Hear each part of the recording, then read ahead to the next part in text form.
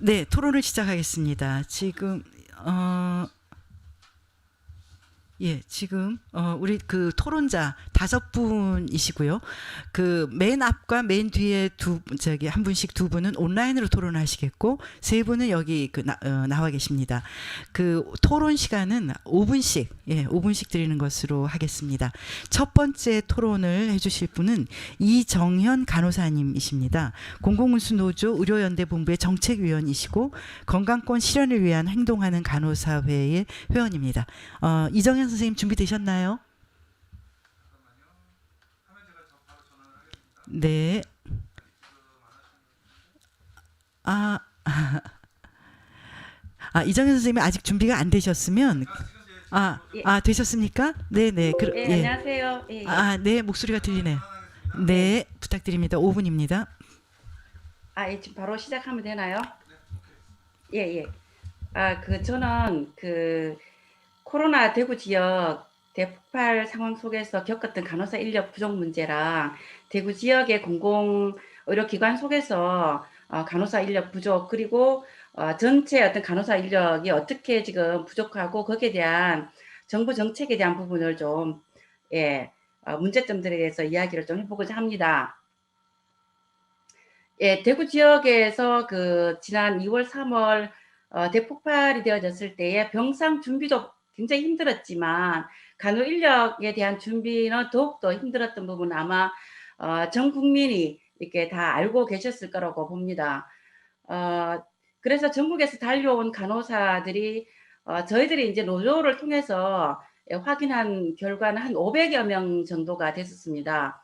그래서 대부분 2주 내지 4주 정도 이렇게 일을 하고 돌아가시고 이렇게 했는데, 지역의 간호사는 1,300명 정도가 이 시기에 이렇게 전체 코로나 병동으로 들어갔던 걸로 노동조합 이제 조사에서 이렇게 드러났고요. 아마 이제 전체 이제 대구 지역의 병원들은 10개 병원이 이제 전담병원으로 되었었는데, 실제 이 가운데 저희들이 많은 이제 어려움에 대한 부분들은 언론을 통해서도 많이 나갔지만, 한마디로 이제 어려운 힘들었던 점들을 저희들이 이제 설문조사를 해봤습니다. 여기 참여했던 간호사 263명의 간호사들에게 설문을 이제 했는데, 많은 부분이 있지만 그 중에서 이제 가장 이렇게 단적으로 표현한 부분은 53.8%가 절대 다시 하고 싶지 않다라고 이렇게 응답을 했습니다.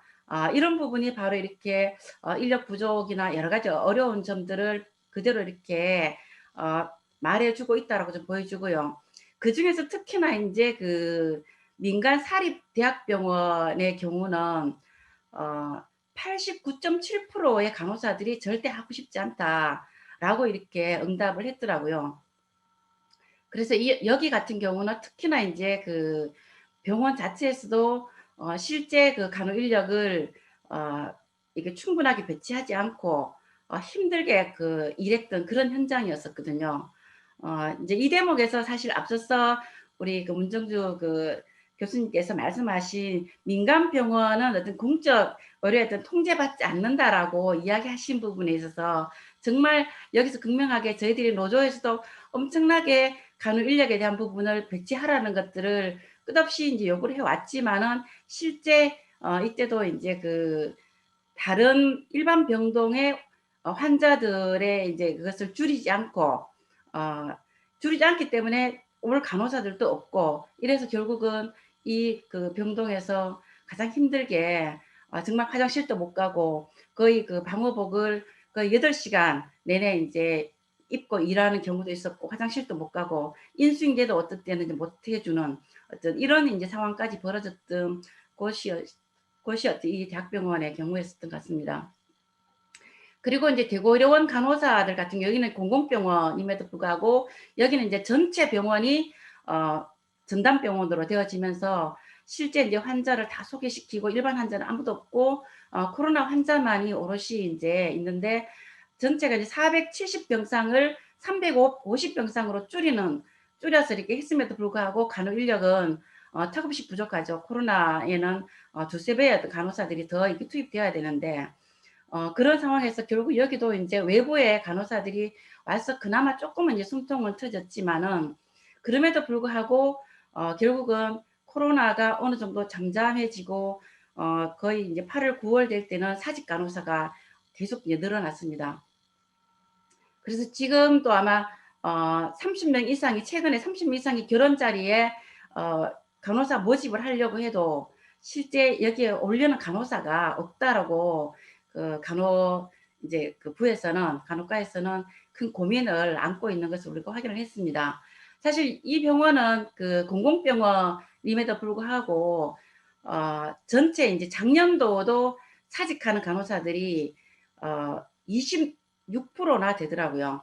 전체 210명의 간호사인데 55명이 사직을 했습니다. 결국 사직 이유가 뭐냐라고 이렇게 이야기를 들어보니까 이 대구 지역에 이제 비슷한 이제 크기의 민간병원, 종합병원의 이제 간호사들과 비교했을 때 임금이 80%밖에 되지 않습니다.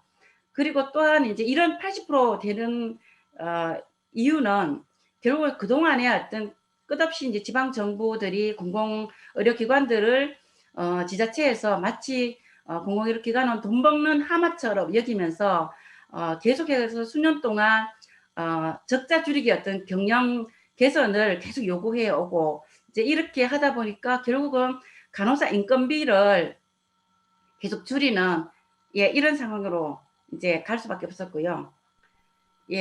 그래서 이제 이런 처지가 되다 선생님 보니까 5분이 지나서 민간병원 간호사는 1분만 더 드리겠습니다. 예. 제가 빨리 하겠습니다. 이런 상황에서 여기에 간호 인력을 더 확대하겠다라고 하지만은 여기에 이제 올 간호사가 이제 없다라는 거고요. 결국은 이런 상황에 정부는 계속 거기 간호 인력 부족 상황을 간호사 배출을 많이 하겠다. 간호대학을 계속 증원을 시키겠다라는 대책으로 가고 있었던 것이 사실상 지금 병상이 OECD 국가 2위로 제일 지금 높은 지금 상황인데 간호 인력 배출도 이 시기에 거의 OECD 국가 2위로까지 올라가 있는 거를 좀 확인을 했고요. 결국 이렇게 이제 많이 배출되는 간호사들도 결국은 1년 차에 사직하는 비율이 45.5%입니다.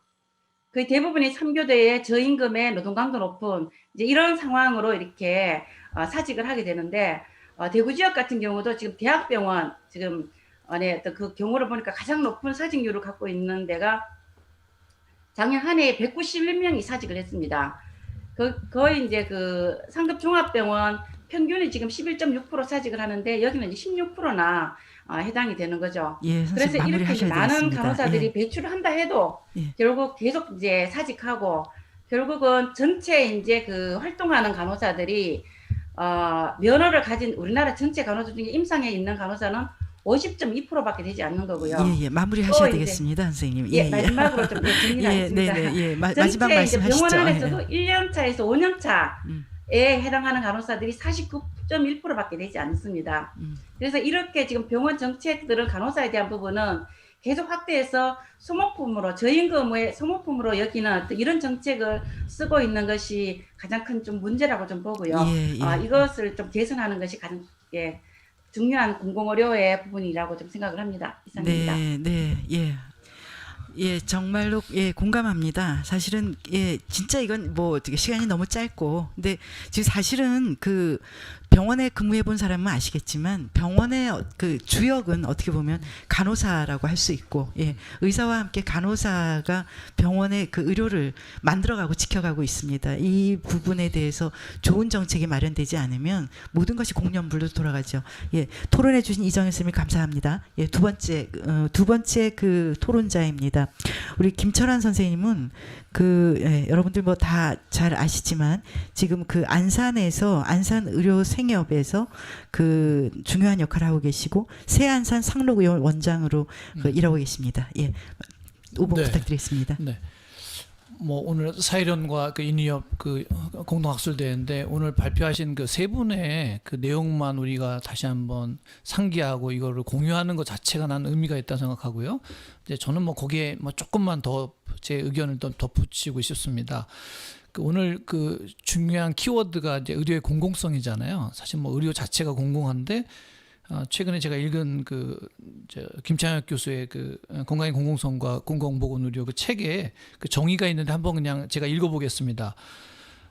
의료의 공공성이란 주어진 자연적 기술적 한계 안에서 가장 좋은 건강 결과를 달성하거나 가장 양질의 보건의료 서비스를 생산, 제공, 이용할 수 있게 하는 건강 레짐의 사회적이고 제도적인 구조 과정 그리고 그 결과 이렇게 정의를 했습니다. 그러니까 결국 이 국가 권력, 경제 권력, 시민사회의 권력의 어떤 서로의 상호작용인데 그 안에서 지금 보면은 뭐 경제 권력이야 당연 관심이 없고요.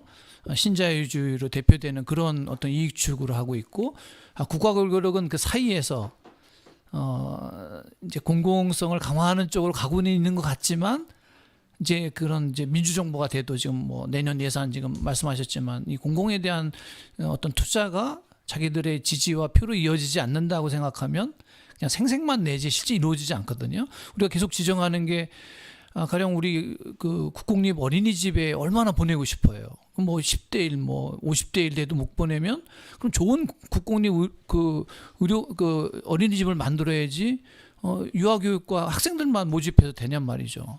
그러니까 공공의료가 필요하면 좋은 공공병원을 만들고 또 현재 그런 노력을 하는 의료기관이 공공성을 잘 수행하도록 그걸 돕는 역할을 하면 되는데 그냥 공공의대 하나 더 만들고 뭐 의대 정원 느는 걸로 그게 해결을 안 된다는 거 우리는 너무나 잘 알기 때문에 정부가 앞으로 이런 그 노력을 할 수 있도록 결국은 뭐 첫 번째 발제자께서도 얘기하셨지만 우리 이런 그동안 우리가 건강보험 통합을 이루고 급여 확대를 이루고 또 지금 우리가 노력하는 게 이런 그 시민사회가 연합해서 정부를 압박해서 결국 더 좋은 공공의료 정책을 채택하도록 그거는 결국 그 전체 계획을 세우고 예산을 배정하고 그걸 실행하게 하고 그걸 피드백해야 하고 그래서 다시 또 환류해서 예산에 반영하는 그런 노력을 하도록 하는 그런 어떤 우리의 그 운동, 우리의 압력 그런 게 있어야만 되겠다 그렇게 생각을 합니다. 그리고 또 조금 더 지역적인 문제지만 우리 1차 의료보건 얘기할 때 결국 이제 주치의를 역할하는 게 이제 굉장히 중요한데 이제 가령 이제 일반인은 수련을 받지 않은 일반인은 현재 뭐 우리 활동을 하시고 그분 중에 이제 훌륭한 역할 하시는 분이 있지만 전체 그 우리가 계획을 세울 때는 결국 1차 의료 하는 사람도 전문의로 잘 양성해야 된다. 라는 말씀을 꼭 드리고 싶습니다. 가령 이제 영국만 해도 모든 임상의사가 2년 공동과정을 거치고 뭐 가정의는 4년을 더 수련을 받습니다. 그래서 그 중에 또 2년은 실제 그 프라이머리 케어 트러스트에 가서 현장에서 일하고 그러니까 전문이 있다면 바로 사실 현장에 가서 일할 수 있거든요. 근데 수술하는 의사도 뭐 어떤 전문 과목에 따라서 5년을 하고 그 중에 상당 기간을 실제로 바로 전문의 맞추면 수술할 수 있는 능력을 갖추는 그런 의사로 수련하는데 우리 1차 의료하는 사람들은 그냥 수련 안 받은 일반의도 되고 뭐 다른 과 수련 받다가 그만둔 사람도 할 수 있는 것처럼 얘기하는 거는 조금 좀 우리 조심해야 되고 1차 의료 의사도 제대로 된 수련을 받고 경험을 할 수 있도록 하고 가능하면 지금은 이제 결국 거의 이제 병원에서만 수련을 받기 때문에 그 1차 의료 경험이 너무 적어서 그 1차 의료기관 수련할 수 있는 기간이 뭐 3개월, 6개월이라도 정부에서 지원해 줘서 그 경험을 할 수 있도록 하고 그 사람들은 이제 어느 기간만 복무하면 그 어떤 의무를 면제하게 하는 그러니까 뭔가 하여튼 현장에서 일할 수 있는 수련받을 수 있는 기회를 주는 것 그런 것이 굉장히 중요하다고 생각하고 그런 것도 같이 좀 논의됐으면 좋겠습니다. 결론적으로 하여튼 우리 진보적인 보료 의료인들과 시민사회 단체, 노동단체가 같이 이루어서 우리가 그동안 그나마 이 정도의 그 보건의료 개혁을 이뤘다면 앞으로 더 나가서 우리가 더 힘을 합치고 또 외연을 확대하고 우리 젊은 그룹에서 이런 운동에 참여할 수 있도록 해서 의료가 더 공공적으로 나갈 수 있는 구체적인 예산과 병원과 또 그 현재 일어나는 민간에서 일어나는 것들을 잘 평가해서 그것이 또 정책에 반영될 수 있도록 하는 게 실질적으로 적용될 수 있는 그런 운동을 우리가 만들어야 되지 않나 그런 생각을 하면서 짧은 토론을 마치겠습니다. 네. 예, 안산에서의 그 하루하루를 그 단순한 진료가 아니라 의료를 개혁하는 운동으로 이제 생각을 하시는 그 안산 원장님이신 것 같습니다. 시민사회와 함께 어떻게 하면 우리가 같이 그 개혁을 이뤄나갈 수 있을 것이냐 참 큰 과제인 것 같습니다. 예. 이제 그 세 번째 토론인데 굉장히 사실은 어떻게 보면 제일 중요한 사람 아닐까요? 예. 가장 젊고 제가 아마 여기서 제일 나이가 많은가 본데 아마 가장 젊고 사실은 가장 듣고 싶은 목소리를 들려줄 거라 생각하고 기다리고 있는 사람입니다. 인하대학교 의과대학 학생이고요. 김태희 선생 부탁드립니다.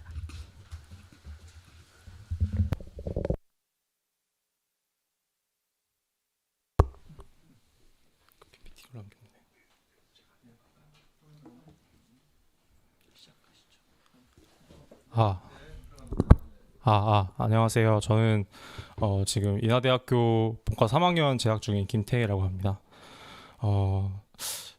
사실 되게 쟁쟁하신 분들 사이에서 의대생으로서 제가 어떤 말을 할 수 있을지 좀 고민이 됐는데, 그래서 학생 신분이다 보니까 아무래도 이제 교육에 조금 초점을 맞춰서 얘기를 하면 좋겠다는 생각이 들어서 저는 오늘 이제 공공의료의 강화에서 교육이 어떤 역할을 할 수 있는지에 대해서 조금 제 생각을 전달 드리려고 합니다. 네. PPT가 네. 네. 저는 인하대학교 의과대학 학생이고요. 네. 넘어가 주세요.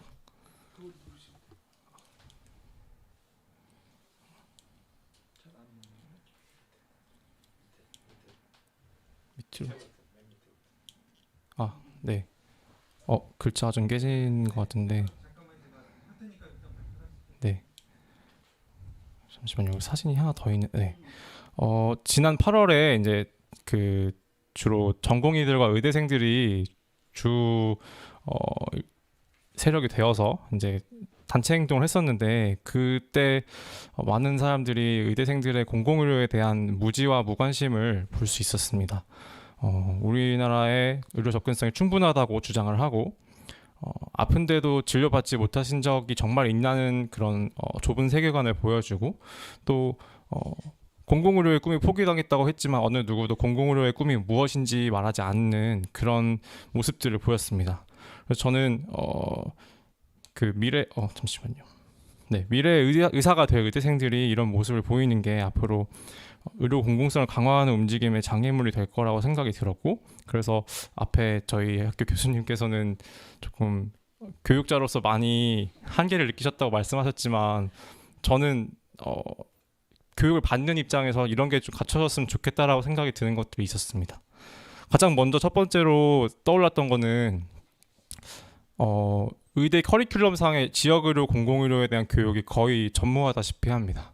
그나마 예방의학이나 의료인문학 시간에 다루어지기는 하는데, 그마저도 대부분 일방적인 강의로 접하기 때문에 되게 피상적으로밖에 접할 수 없고요.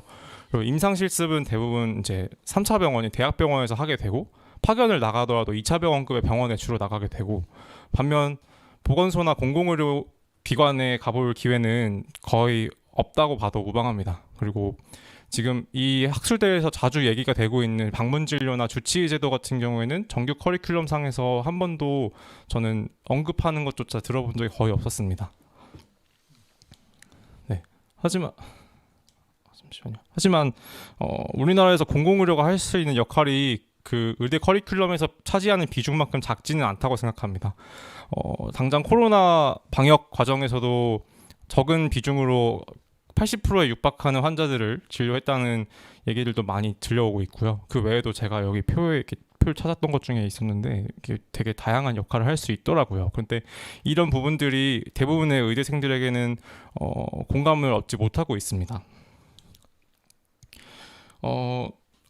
그리고 이제 대부분의 교육과 실습을 민간 의료기관에서 하다 보니까 이제 검사를 많이 하고 비급여 진료를 지나치게 하는 그런 과잉 진료를 일종의 진료의 기본값으로 인식을 하게 되고, 오히려 공공기관이 진료의 제약을 많이 받는 예비 의사로서는 사실 일하고 싶지 않은 병원으로 인식하게 되는 그런 결과를 낳습니다. 그래서 일단 가장 먼저 지역 의료와 공공 의료를 접할 기회를 학교에서 더 많이 제공해야 하지 않나 하는 생각이 들었고요. 두 번째로 들었던 생각은 이제 성적 지상주의가 만연해 있다라는 생각입니다. 그래서 뭐 많이 욕먹었던 이 카드뉴스에 대해서 의대생들이 특별한 입장을 낸 건 아니지만 공정하게 시험을 통해서 학생을 뽑아야지, 그렇지 않고 다른 방법으로 뽑는 것은 실력이 떨어지는 의사를 양성하는 것이다, 이런 인식이 의대생들 사이에서는 많이 공유가 되고 있습니다. 그리고 이제 의대 입학 이후에도 계속 성적을 잘 받기 위한 그런 학업 경쟁에 이제 스스로를 내몰게 되는데요. 1등들이 모인 곳에서 다시 1등을 가리려고 하는 이유는 뭐 큰 병원 인기과에 가기 위해서가 되겠죠. 그래서 큰 병원 인기과라고 하는 것들이 이제 주로 민간 기반의 거대 병원이고 비필수적인 마이너과가 되는 것들은 공공성이 강화되지 않은 우리나라 의료 현실 때문인 거라고 생각을 하고, 거기에 플러스해서 성적이 가장 공정한 기준이며 성적으로 평가받는 것이 가장 공정하다고 생각하는 의대생들의 인식도 한 몫을 한다고 생각합니다. 네. 그래서 이런 엘리트주의에 빠진 결과물로 나오는 것이 이제 다른 전문가들을 존중하지 않는 이런 행태를 보이는 것이죠. 다른 뭐 간호 인력이라던가 약사들도 있을 수 있고 한의사들도 있을 수 있고, 일단 그 의료인의 범주에 들어가는 다른 그 직역에 대해서도 배타적인 행태를 보이고 있으면서 그러면서 이제 의사로서의 권리를 많이 주장을 하고 있는데, 의사로서 마땅히 맡아야 할 사회적인 책무에는 조금 무관심한 행태를 보였습니다. 대표적인 게 파업 당시에 응급실 중환자실을 동원한 사례였는데요. 이거에 대해서 어느 누구도 문제 제기를 하지 않는 그런 문제가 있었습니다. 그래서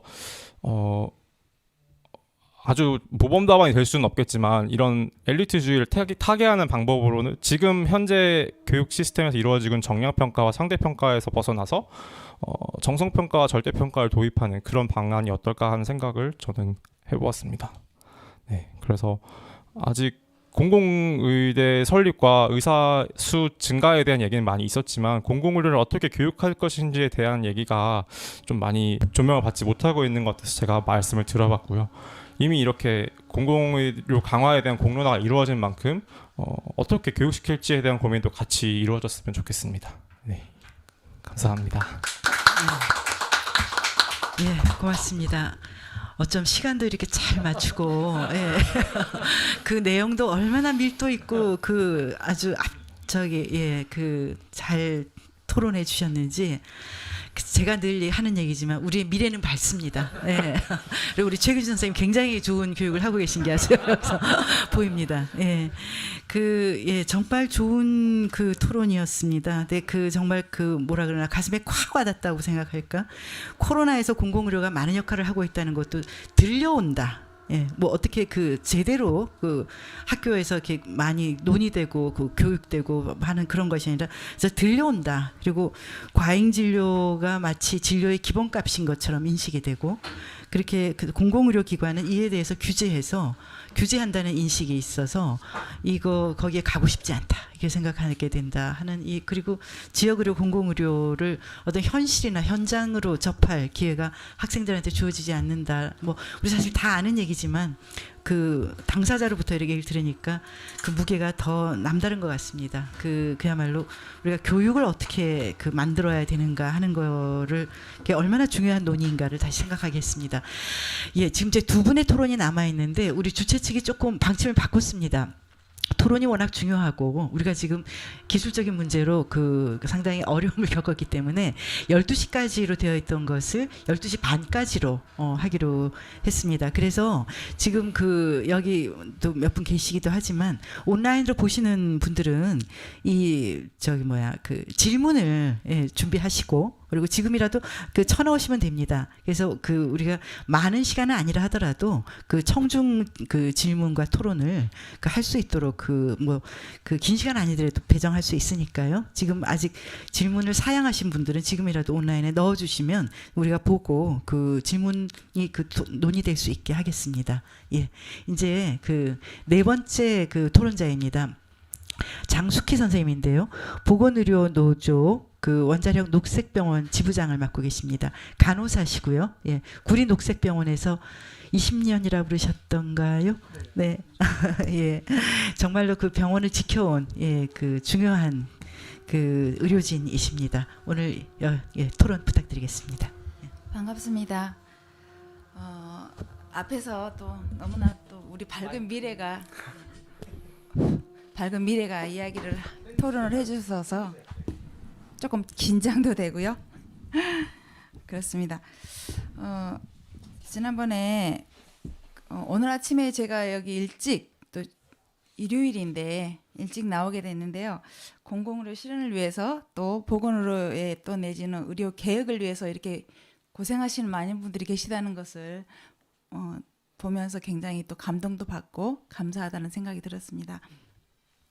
공공의료에 대한 노동조합의 입장이나 뭐 노동조합의 생각, 그다음에 공익을 추구하는 민간병원에서 일하는 노동조합에서의 역할 뭐 이런 이야기들을 해달라고 하시긴 하셨는데요. 이런 토론 과제를 듣고 솔직히 저 혼자 고민하기가 쉽지 않았고요. 그래서 저희 지부에 있는 간부들하고도 토론을 하고 그다음에 이제 저희와 성격이 비슷한 곳에서 일하시는 분들 그런 지부장님들과도 토론을 하고 보건의료노조의 중앙에 계시는 또 분들과도 같이 토론을 해봤습니다. 그래서 지금 현재 저희가 이런 기관에서 굉장히 좋은 가치를 가지고 운영이 되고 있는 기관에서 노동조합으로 역할을 하면서 굉장히 많은 어려움들이 있다는 것을 이제 서로 공감하면서 앞으로 어떤 역할을 해나가야 될까 이런 고민들도 좀 같이 하게 되긴 했는데요. 지금 저희가 이렇게 아무리 아름다운 가치 또 소중한 가치를 가지고 일을 하고 있지만 저희 구성원들과의 관계에서는 굉장히 어려움들이 많다는 생각을 했습니다. 저희가 지금 노동조합이 단체 교섭이나 노사협의 정도에서의 이제 의사결정 구조 안에서의 정도 역할만 하고 있는 상황이기도 하고 또 특히나 젊은 우리 직원들과 소통을 할 때 이런 가치들을 이야기해낼 때 굉장히 좀 어려움도 많이 느꼈습니다. 그래서 앞에서 발제하신 세 분 선생님들의 의견을 저는 굉장히 공감하고 또 필요하다고 생각을 하고요. 제가 준비한 발제문을 잠깐 간단하게 읽도록 하겠습니다. 첫 번째 1차 의료 강화와 공공성을 높이기 위한 방안이라고 제가 토론문을 쓰긴 했지만 방안이 될 수 있을지는 잘 모르겠지만 일단 저희들 생각을 한번 이야기해 보도록 하겠습니다. 첫 번째는 올바른 의료 전달 체계와 지역사회 주치 제도가 좀 필요하다고 생각합니다. 의료 전달 체계가 붕괴되어 있다는 것 이미 알고 있고 의료 전달 체계가 제대로 되지 않으면 앞으로도 너무나 많은 문제들이 봉착될 것이라는 것을 알고 있기 때문에 그 앞부분에 대해서는 좀 길게 이야기하지 않을 거거든요. 그래서 저희 이제 환자들이 대형 병원 위주로 환자가 쏠림을 많이 지금 하고 있는데 그 의료 쇼핑이라고 저희들이 이제 치부하고 있긴 하지만 또 다른 한쪽에서는 환자들이 자신이 사는 지역에서 믿고 신뢰할 수 있는 의료기관을 찾을 수 없다는 지적도 저희들이 간과해서는 안 될 것 같습니다. 그래서 저희들의 1차 의료기관들 또 이런 공익적인 역할들을 하는 기관들이 굉장히 좀 스스로 변화하고 이렇게 바뀌어 나가지 않으면 안 될 것 같고요. 저희가 이제 올바른 의료전달 체계 확립을 위해서 기능들을 좀 재정립할 수 있는 그런 계기들이 되고 마련이 됐으면 좋겠습니다. 그다음에 두 번째가 시민 참여와 민주적인 의사결정 구조에서의 저희들의 좀 바램 내지는 생각들을 좀 담았는데요. 지역사회에서 1차 의료가 뿌리 내리고 지역 주민에게 신뢰와 믿음을 주려면 의사와 환자 간의 권위적인 또 일방적인 수직관계가 되지 않아야 된다는 걸 이미 우리가 알고 있고 그렇게 실천하기 위해서 노력들을 하고 있다고 저희들 알고 있습니다. 그래서 그게 굉장히 중요할 것 같고요. 소수 의료 전문가들에게 독점되었던 의사 결정 과정들이 이제 시민들과 또 같이 일하는 노동자들에게 좀 개방이 되면서 또 참여를 이끌어낼 수 있었으면 좋겠다는 생각을 합니다. 가장 중요하게 저희들 생각했던 게 저희가 이제 노동자 입장이다 보니까 그 내부 구성원들이 굉장히 중요하다는 생각을 했고요.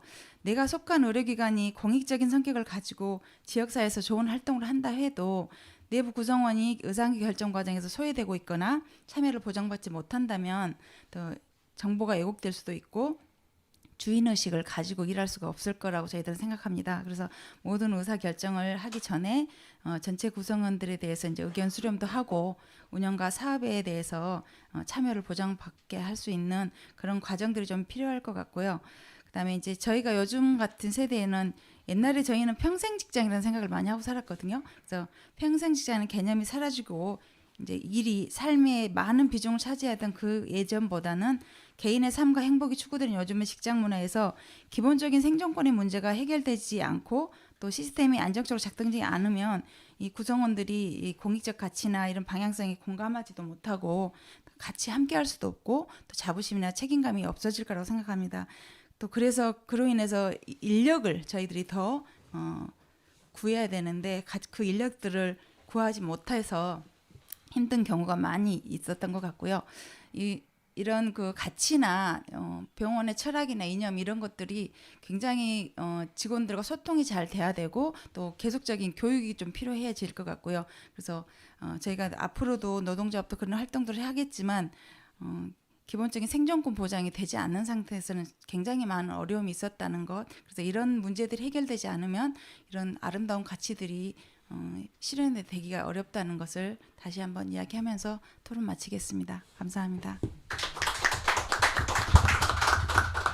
예, 감사합니다. 점점 더 무거워지네요. 오히려 예.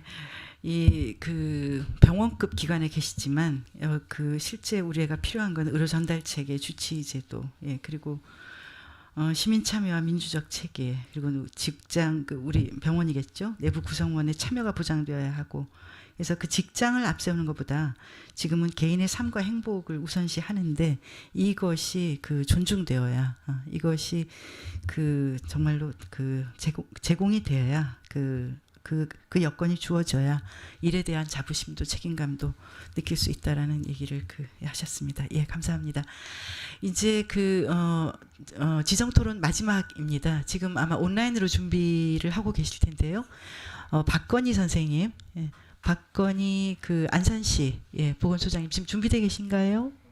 네, 안녕하세요. 잘 들리시나요? 네, 네, 예. 네, 네. 토론 시작하겠습니다. 잠깐이랍니다. 예.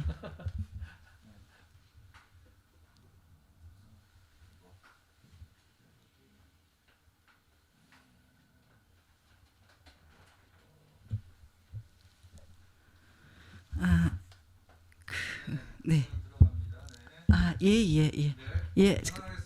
예, 박건희 선생님 5분입니다. 예. 네, 안녕하세요. 안산시 상록수보건소장 박건희입니다. 먼저 이렇게 토론을 준비해 주신 사일연과 인의협에 감사드리고요. 앞서 발표해 주신 세 분 그리고 토론자 네 분에게도 감사드립니다. 그리고 무엇보다도 이렇게 일요일임에도 불구하고 유튜브와 줌으로 참석해 주신 여러분 반갑습니다. 저는 두 가지 꼭지에 대해서 토론을 준비했는데 방금 우리 장숙희 지부장님께서 하신 말씀이랑 상당히 많이 겹칠 것 같긴 합니다. 지금 제가 화면을 공유했는데 화면이 잘 보이시나요?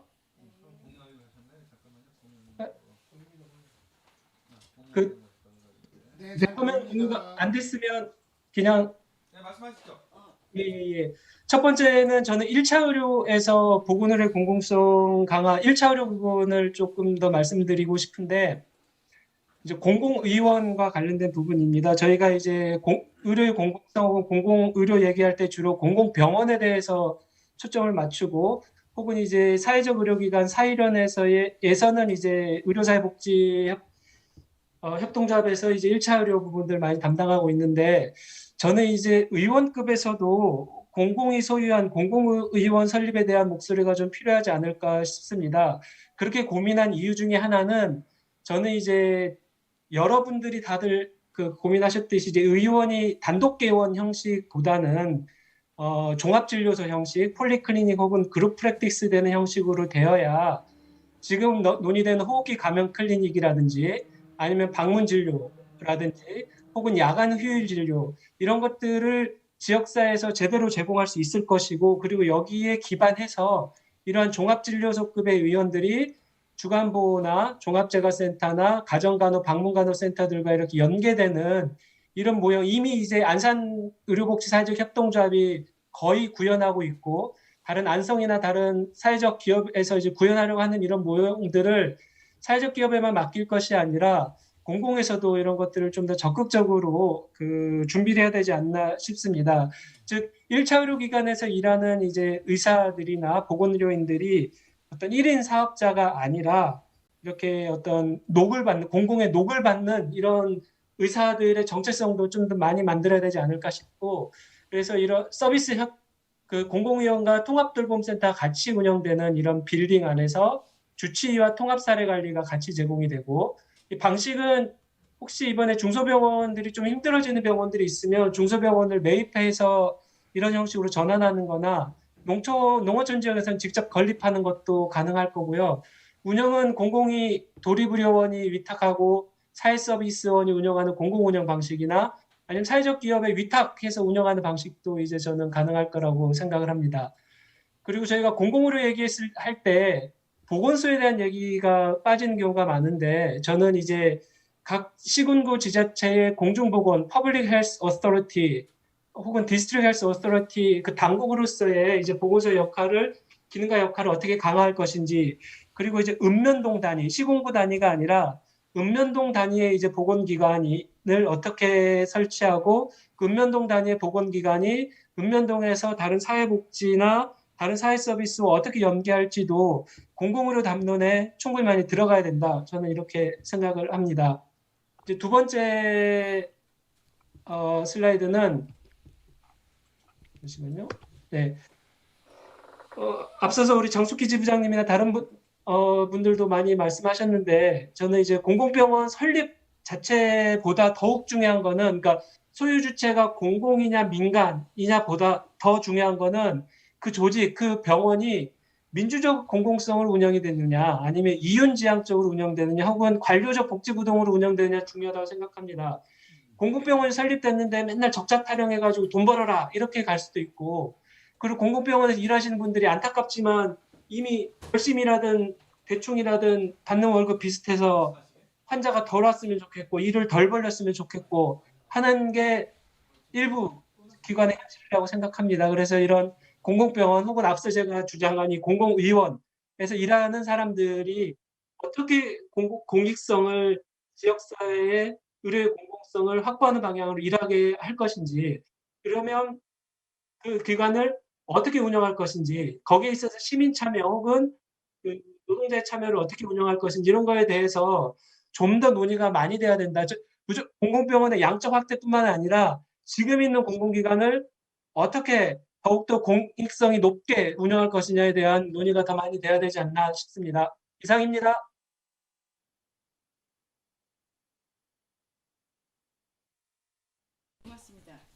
여기 마이크 예 박건희 그 안산시 상록구 보건소장님, 예, 수고하셨습니다.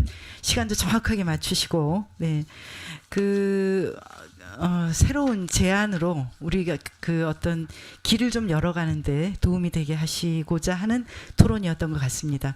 공공의원 설립을 한번 그 제안한다는 것이고, 이거는 그 어떤 점에서는 새롭죠. 그러니까 우리는 주로 공공병원을 생각했는데 이제 의원급 의료기관도 그런 그 공적 제도 안에서 설립되어야 될 필요가 있지 않겠나. 그리고 그 내용은 어떻게 보면 지금 그 뭡니까?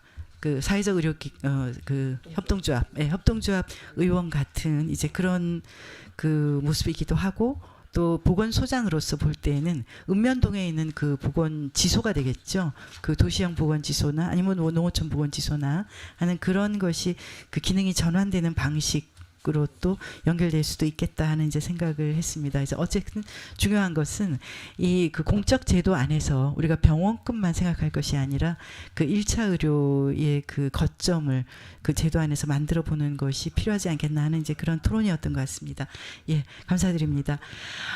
지금 이제 이렇게 해서 우리가 그 세 분의 발제 그리고 5번의 그 지정 토론이 다 마무리가 됐습니다. 지금 12시가 조금 넘었지만 아까 말씀드린 대로 우리가 시간을 조금 더 갖기로 했기 때문에 온라인에 계신 분들 우리 같이 청중으로서 여기 학술대에 참여하신 분들의 그 질문이나 또 그 의견을 같이 공유하도록 하겠습니다. 예. 네.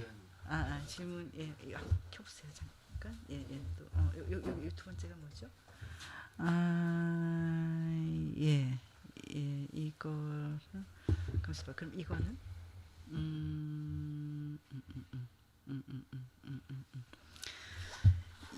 그 질문이 이제 주로 두 가지가 다 질문 3가지가 들어와 있는데요. 이제 뭐 지금이라도 계속 주시면 됩니다. 근데 3가지가 들어와 있는데 셋 중에 2가지가 의료 교육에 관한 질문이죠. 의료인 양성에 대한 의료인 교육 혹은 양성에 대한 질문입니다. 그래서 지금 아마 우리 학생도 나와 계시고 해서 네네 최규진 교수도 좋은 발표 있으셨고 해서 그랬던 것 같습니다. 그래서 이 2가지를 조금 같이 아니다 일단 따로 하죠. 일본 민행님 질문이군요. 일본 공공의대 질문은 일본 공공의대의 시도는 공공의료와 생협이 있기 때문이라고 하셨는데 공공의료인 양성에 대해 의료 생협이 기여하는 내용이 무엇인가 하는 질문입니다.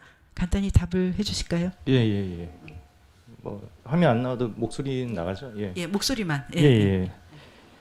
뭐 질문해 주셔서 감사드리고요. 저도 뭐 제가 아주 디테일하게까지 아는 건 아닙니다만, 그러니까 의료 생협이 그래도 상당히 의료 공공성 교육에도 좀 어느 적지 않은 영향을 미친다고 생각하는 부분이 실제로 일본에는 지금 약 200여 개 정도의 이제 그런 의료 생협이 존재하고 있고요. 약 39개 40개 자치구에 200여 개 정도 있고 200여 개에 되는 의료 생협이 굉장히 큰 것도 있기 때문에 의료기관 이런 것까지 따지면 약 1000개의 의료기관들을 가지고 있어요. 그러니까 굉장히 큰 규모의 그런 지역 기반을 가지고 있는 거죠.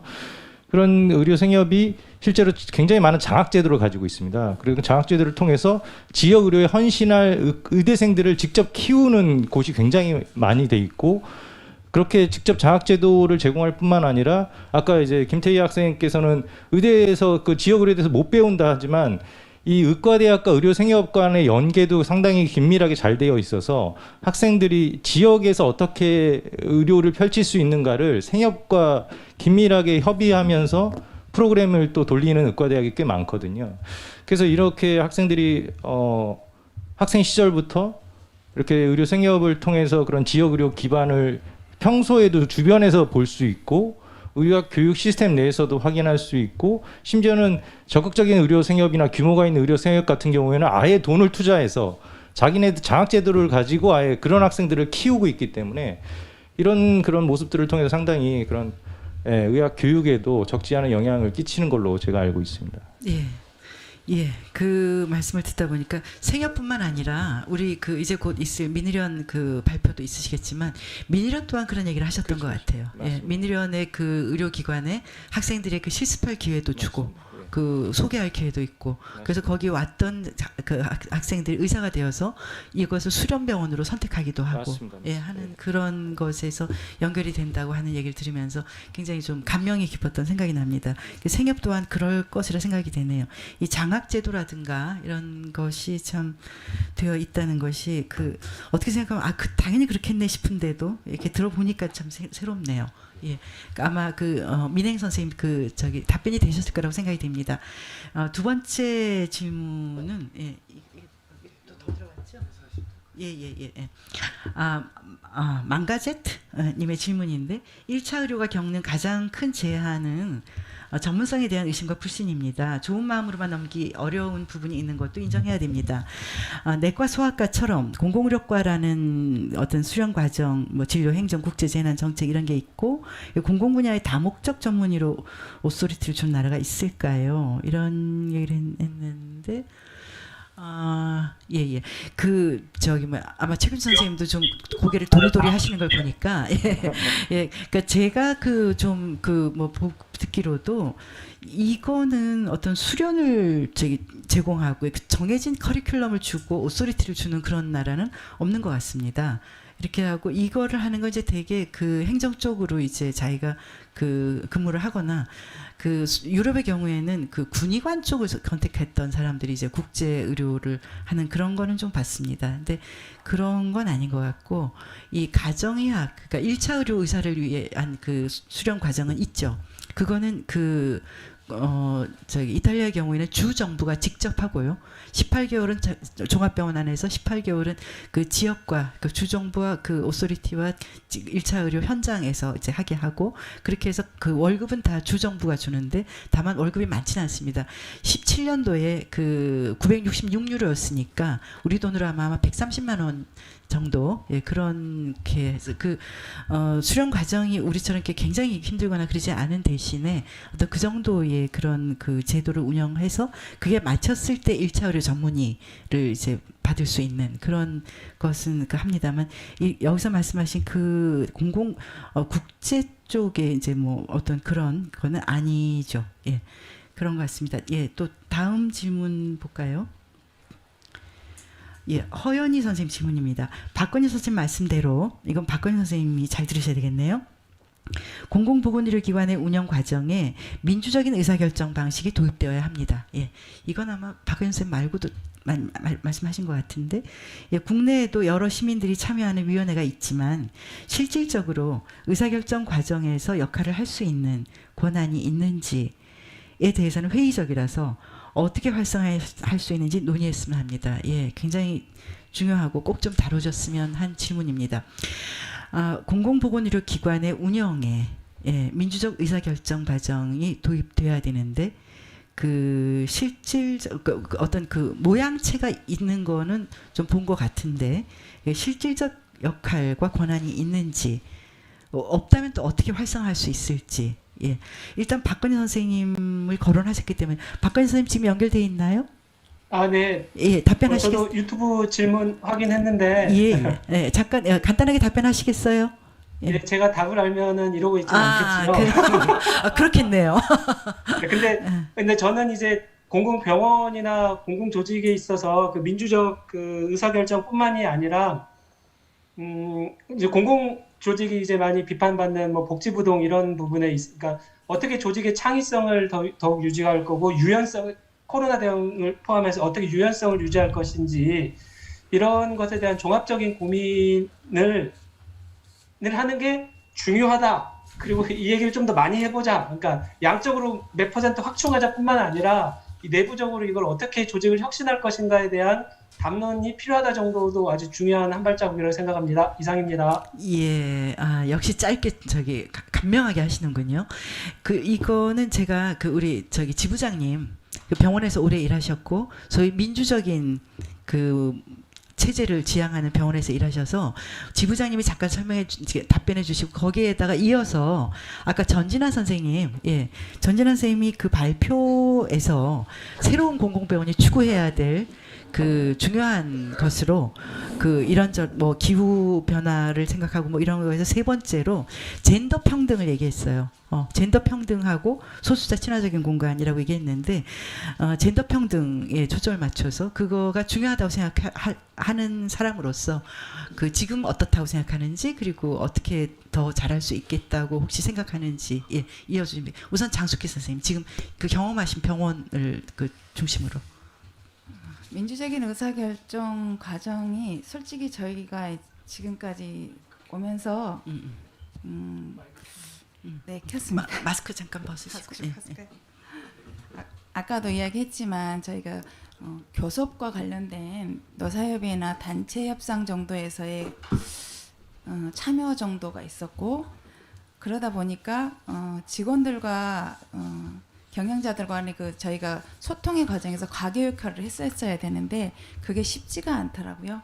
그래서 그런 가교 역할을 할 수 있을 정도로 노동조합이나 이렇게 노동자의 단체가 정확하게 결정 구조 과정에서 좀 현실적으로 참여가 될 수 있었으면 좋겠다는 생각이 들고 아까 사회에서 주로 하고 있는 이런 방법들 시민 참여들 이런 것들이 굉장히 많이 잘 되고 있잖아요.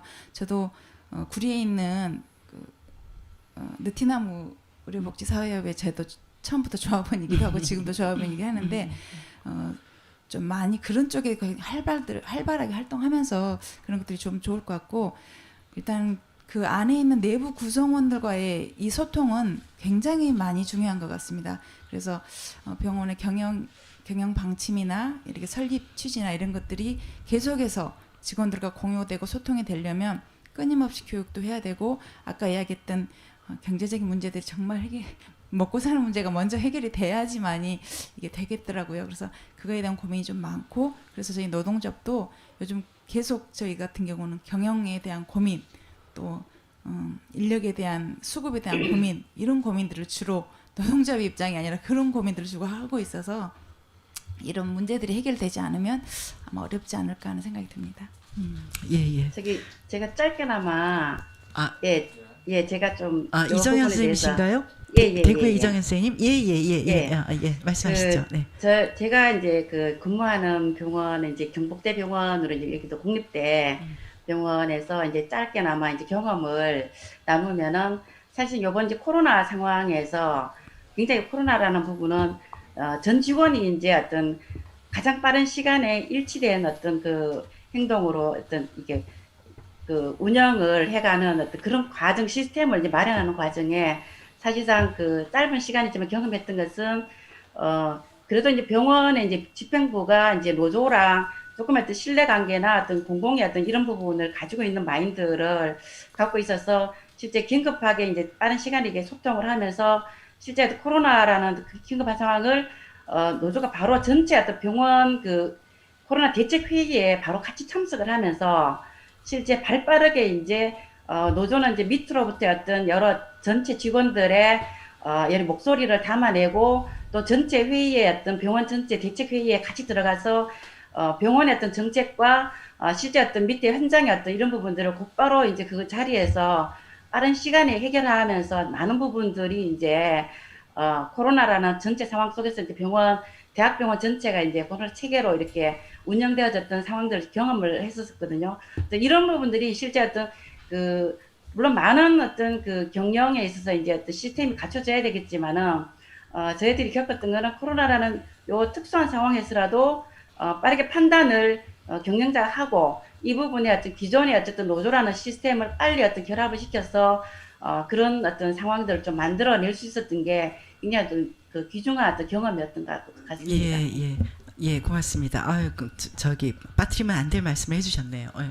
경북대학교 병원에서 이제 그 지부장을 오래 하셨던 그 선생님 그 경험이 있고 또 아주 그 강력한 그 노동조합이죠. 경북대학교 병원 노동조합이 이번 그 코로나의 이 위기에 그 경영진과 함께 굉장히 중요한 그 의사결정을 같이 하셨던 이제 그런 경험이 있으신 것 같습니다. 그 경북대학교 병원의 경우에는 그런 경험을 주시긴 했는데 지금 우리 장숙희 지부장님께서는 이제 그 노동조합이 있기는 하지만 그렇다 하더라도 사실은 그것 이상이 필요하지 않나 하는 이제 말씀을 주신 것 같아요. 아까 그 처음 토론을 하셨을 때도 사실 그런 얘기를 하셨어요. 이 그 소수 전문가가 독점했던 권한이 그 의사결정 권한이 나눴으면 좋겠다라고 하는 이제 그런 맥락에서 말씀하신 것 같습니다. 전진환 선생님. 네. 그리고 이런 젠더와 여성과 소수자에게 친화적인 병원에 대한 가치 지향은 저희가 다 같이 좀 더 고민해봐야 될 지점이라고 생각하는데 여튼 이런 의료 시스템 자체가 연구나 수행에 있어서 다 남성 중심적으로 이루어져 왔고 이 병원의 분위기나 이런 의사의 태도 이런 것들도 다 굉장히 가부장적 자세를 가지고 있기 때문에 이런 것들을 다 내부에서 토론해서 민주적으로 개혁하려고 하는 병원이 필요할 것 같고요. 그리고 저희가 항상 시스젠더이고 이성애자일 거로 상정하고 환자들을 대하고 여러 가지 병원 시스템을 운영하고 있는데, 이런 것들도 사실은 그게 기본 당연하지 않은, 그래서 그런 것들을 더 잘 이해하고 잘 더 이제 시스젠더 이성애자가 아닌 사람들의 더 친화적인 병원을 어떻게 구성할지에 대한 여러 가이드라인을 만들자든지 하는 이 일부 의사들이나 의료인들의 이런 노력이 있는데, 이런 것들을 잘 반영할 수 있는 병원으로 만들면 좋을 것 같습니다. 그리고 올해가 낙태죄가 폐지되고 이런 모자보건법 형법을 개정해야 되는 해인데, 내년부터 이런 의사들 가운데는 이런 임신 중지나 이런 시술을 거부하는 의사들의 움직임도 있잖아요. 이런 것들을 공공병원에서만큼은 안정적으로 충분한 교육을 받고 행할 수 있는 시스템을 만든다든지, 이런 부분들을 다 같이 더 고민해서 공공병원을 운영할 수 있게 했으면 좋겠습니다. 예, 예. 그렇죠. 예. 그래서 지금 그 허연희 선생님이 그 질문을 하신 거에 대해서 물론 아마 질문하신 허연희 선생님도 그 어떤 뭐 여기 정답이 있는 것을 찾는 그런 건 아니었을 거라 생각이 되는데요. 그러나 어떻게 보면 지금 나온 말씀들이 거의 정답인 것 같습니다. 그 기본적으로는 그 의료기관 경영진이 있지만, 여기에 그 지금 현재 우리가 가지고 있는 사회적 구조로는 노동조합이 그 어떤 권한을 공유하는 데 있어서 굉장히 중요한 그런 그 구조이고, 그리고는 그러나 이제 사실은 그것 이상의 어떤 그 더욱더 민주적이고 더욱더 그 권한이 나누어지는 그런 의료 경영이 필요하다라고 하는 생각이 우리가 있는 것이고, 지금까지 그렇게 우리가 한번 해봤다 라고 하는 얘기는 아직 안 나온 걸로 봐서 우리한테는 과제가 많은 것 같습니다. 제가 전진환 선생님한테 그 답변을 부탁했던 것은 그 발제문에서 저는 그 우리 전진환 선생님 생물학적으로 남자죠. 예. 근데 이 젠더의 그 젠더 평등 이 의료기관에 올라가야 된다라고 하는 거를 저는 그 대한민국에서 생물학적 남자가 나서서 그 얘기를 하는 거는 이 의료기관에서는 사실은 못 봤습니다. 그래서 저는 오늘 이거를 꼭 기억하고 싶고요. 오늘 그 굉장히 중요한 진보를 인혜협이 보여준 날로 저는 이렇게 기억을 하고 싶습니다. 그래서 예, 그것이 우리가 앞으로 더 많은 그 좋은 일들을 할 수 있지 않을까 생각이 됩니다. 이제 마지막 질문 2개? 둘 중에 이거. 예, 이걸 마지막 질문입니다. 백영미 선생님이 질문을 하셨습니다. 저는 가정간호사이고 현재 서울시 장애인 자립지원과 방문간호 사업 참여 중입니다. 공공의료 부문의 의과대학뿐 아니라 간호대학에서도 공공의료에 대한 교육이 필요하다고 생각이 됩니다. 참석하신 선생님 중에 간호사께 여쭤봅니다. 예. 간호교육 중에 지역사회 간호에서 공공의료 부분을 더 추가해야 한다면 어떤 방법을 구상할 수 있다고 생각하시는지요? 예, 우리 간호사 선생님께 답변해 주시고, 또 의과대학에 계시니까 우리 최규준 선생님도 그 간호 같은 교수로서 이 간호에서 어떻게 좀 더 할 수 있을지에 대한 생각이 있을 것 같습니다. 조금 나중에 보충해 주시죠. 네, 간호학 공부한 지가 굉장히 오래되기는 했고, 간호사가 정말 좋아서 평생 간호사 하겠다고 평생 회원도 됐는데 노동조합 활동을 훨씬 더 오래 하고 있기는 하더라고요. 당연히 저희 이제 특히 간호학은 돌봄이나 이제 치유가 같이 되잖아요. 그래서 굉장히 이쪽에서 이렇게 공공적인 내용들 공부가 정말 절실히 필요하고요. 그래서 앞으로 간호대학 안에 커리큘럼 이런 내용들을 가르칠 수 있는, 교육받을 수 있는 그런 과정들이 꼭 좀 들어갔으면 좋겠고, 이게 어느 한 대학에서 뭐 운영한다고 해서 되지는 않을 거잖아요. 그리고 나라 전체적인 시스템에서 이런 좋은 교육들을 같이 할 수 있었으면 좋겠다는 생각이 듭니다. 그러니까 간호대학도 너무 임상 중심이죠. 네, 임상 중심. 그런 말씀이죠.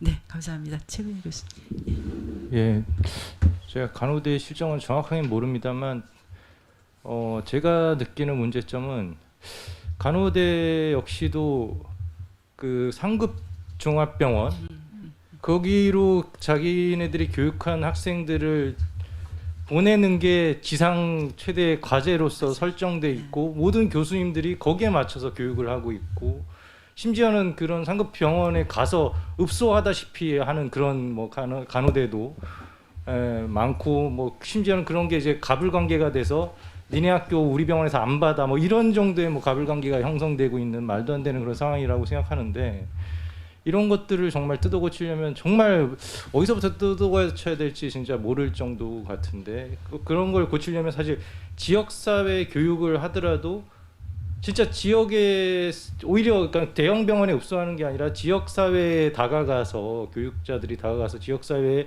어떤 의료 기관이 있고 의료 시스템이 있고 거기서 뭘 함께 교육할 것인가를 고민할 수 있어야 되는데 그게 꼭 교수들 탓만 할 건 아닌 거죠. 그러니까 그렇게 돼 있는 거 심지어는 임금 격차도 크니까 지역 의료기관과 상급 중앙병원 여러 가지 문제가 복합적으로 있는 문제인 것 같은데 근데 진짜 정말 총체적으로 이거를 고민하지 않으면 안 될 것 같고 계속 이렇게 상급 종합병원 가서 5년 안에 다 소모되고 결국 그 간호 인력 제대로 평생 간호직으로서 근무하지 못하는 이런 악순환의 고리까지 다 연결된 문제라서 예, 말씀하신 문제는 반드시 고쳐야 되는데 진짜 이걸 어디서부터 뜯어고쳐야 될지 정말 아까 그 아까 그 토론했을 때, 그러니까 발표했을 때 의료 생협의 그 일본에서는 그 저기 장학할 뿐만 아니라 생협과 지역 의과대학에 연결해서 협력하고 있다는 맞습니다. 그것도 하나의 큰 맞습니다.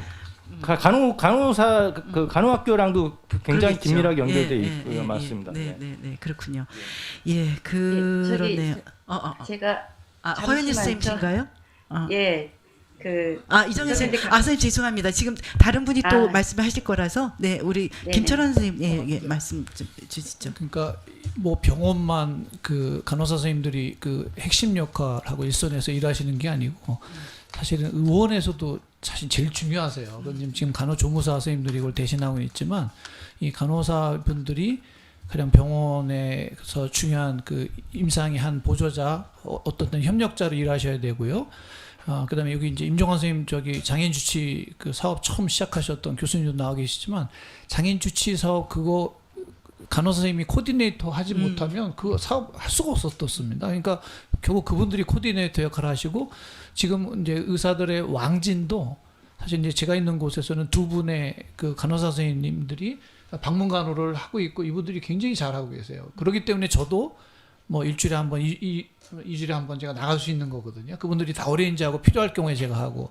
그래서 간호사 선생님들의 이 역할은 굉장히 중요하고 더더욱이나 지금 의사 증원 아마 쉽지 않을 겁니다. 그러면 우리가 정말 그 일선에서 해야 되는 그 중에 의사가 하는 일들을 상당 부분 위임할 수 있는 것도 아마 필요합니다. 그래서 그런 역할을 할 수 있기 때문에 간호사 선생님들이 제대로 일할 수 있고 제대로 보상받을 수 있는 그런 시스템을 빨리 만들어야 된다고 생각합니다. 예, 감사합니다. 제가 짧게 좀 이정현 선생님 이정현입니다. 저기 30초만 30초만 부탁드립니다. 저는 이제 교육에 대한 부분도 중요하지만 이제 가장 그게 의사 선생님들과 간호사에 대한 부분이 이게 좀 다르게 봐야 되는 부분은 결국은 이제 의사 선생님들 같은 경우에는 상급 종합병원과 의원급 또는 어떤 수도권과 이제 지역 간의 이제 이 차이에 대한 부분은 임금이라는 부분으로 이제 그나마 보상이 되어지는 부분이 있더라고요. 결국은 이제 그 뭐 규모가 작은 이제 의원급으로 내려가면은 상급 종합병원에 이제 100으로 치면은 한 230 정도의 어쨌든 처우를 이제 받도록 하는 어떤 이렇게 해서라도 유인하는 이런 게 있는 반면에 간호사 같은 경우에는 상급 종합병원이 100이라면은 의원급은 64%밖에 되지 않더라고요. 임금이. 또 심지어 이제 지역 같은 경우도 지역으로 벽지로 가면은 거의 70% 정도 수준밖에 되지 않고 큰 병원이라 할지라도 이렇게 되니까 결국은 간호사들은 보다 처우가 이제 그나마 나은 상급 종합병원으로 수도권으로 서울로 이렇게 갈 수밖에 없는 거고 그렇지 않으면 다 이제 그만두는 어떤 이런 부분에 대한 것들이 해소되지 않고 단순하게 어떤 공공의료 교육에 대한 부분이 좀 크게 이렇게 작용되지 않지 않나라고 생각합니다. 맞습니다. 예, 고맙습니다. 그래서 실질적으로 정말 그 보수에서 너무 큰 차이가 나네요. 그 또 보수 이상의 어떤 그 비금전적인 그 보상이라도 있으면 좋겠는데 사실 그것도 그렇지 않고 이거는 어떻게 보면 그 지금 이정현 선생님이 제기하신 그런 거는 아까 그 박건희 그 안산시 보건소장님이 그 얘기한 그 공적 제도 안에 의원을 그 새롭게 좀 그 구현하는 이런 방식이 있어야 되지 않겠나 하는 생각이 듭니다. 예, 근데 지금 이 그 질문해 주신 허윤 선생님의 그 질문을 놓고 우리가 많이 하면서 논의하면서 그 보이는 것은 이 그 의과대학이든 간호대학이든 안에 우리 그 김태희 선생은 그 학생으로서 아까 얘기를 했는데 그 제대로 배우지 못한다. 근데 그 간호대학이든 의과대학이든 안에 지역의료와 공공의료가 보이지 않는 것 같아요. 그 교수님들은 너무 기술적인 전문성이나 뭐 이런 것에 그 매몰되어 있고, 예. 그래서 그 보이지 않는다. 대학 안에 지역과 공공이 보이지 않는다라고 하는 거는 그거 참 그런 것 같습니다. 그거에 관련해서 이 우리 토론을 해야 되겠는데 이 그 첫 번째 들어왔던 질문에 대해서 우리가 그 답변을 만들지 못한다라고 하는 답변으로 이 토론을 마칠까 합니다. 뭐냐면 페미 헬스라는 분이 그 질문을 하셨어요. 근데 뭐라고 하셨냐면 공공보건의료 확대 방향에 의료인이나 단체 외에도 일반 국민들이 관심을 가지고 자신의 필요가 닿아 있다고 생각하여 적극적으로 참여하게 할 수 있는 방안이 무엇일까요? 라는 질문을 했습니다. 근데 지금 이거에 우리가 그 답변이 준비되어 있는가 하는 생각은 조금 듭니다. 물론 이제 개념적인 그 답변 이런 건 할 수 있겠지만 여기서 적극적인 방안을 했을 때는 우리가 이건 우리 공동의 숙제로 남겨야 되지 않을까 하는 생각이 드는 것이 이 그 의과대학, 간호대학 안에 지역 의료와 공공의료가 보이지 않는 상황에서 우리 그 일반 국민들한테 그 지역 의료와 공공의료는 그야말로 아득한 풍문 정도로나 혹시 들릴지 모르겠어요. 그래서 우리가 그게 이 일반 국민들한테 지역 의료와 공공의료가 들리고 뭐 더 나아가서는 보이고 뭐 더 좋게는 만져지고 예, 그렇게 접할 수 있게 되기 위해서 우리가 오늘 이 학술대를 열기도 했지만 우리가 좀 더 그런 많은 노력을 해야 되지 않겠나 하는 생각이 듭니다. 예, 지금 그 많은 분들이 이렇게 질문을 주시고 그 우선 그 세 분의 발제자 그리고 5분의 그 토론자 그리고 또 그 질문을 주신 청중 여러분들께 다 그 감사드립니다. 예, 시간에 쫓기는 진행이 그 참 안타깝네요. 오늘 이 세션은 이걸로 우리가 예, 마무리를 해야 될 것 같습니다. 왜냐하면 다음 세션이 남아있기 때문에 좀 희망을 가지고 그 마무리를 해야 되겠습니다. 마지막 순서를 제가 그 말씀을 드리겠습니다. 우리 안내되어 있는 대로 전일본 민의련 주제 발표 전일본 민의련 부회장이신 그 야마다 히데키 선생님의 그 주제 발표가 있겠습니다. 주제는 일본 코로나19 대응과 공공의료 현실과 민의련의 코로나19 대응과 의료 공공성을 위한 노력. 좀 깁니다만 예, 일본의 코로나19 대응 또 공공의료 현실 민의련의 대응과 노력이 될 것 같습니다. 이 통역에는 민의련의 전문 그 통역가이신 황자희 선생님이 그 수고를 해주시겠습니다. 네, 잠깐 쉬었다가 하나요? 어떻게? 바로 이어서 합니까? 네, 예. 지금 늦어졌기 때문에 예, 바로 이어서 우리 민의련의 발표를 듣겠습니다. 지금 세션에 그 참여해주신 모든 분들께 감사드립니다. 고맙습니다.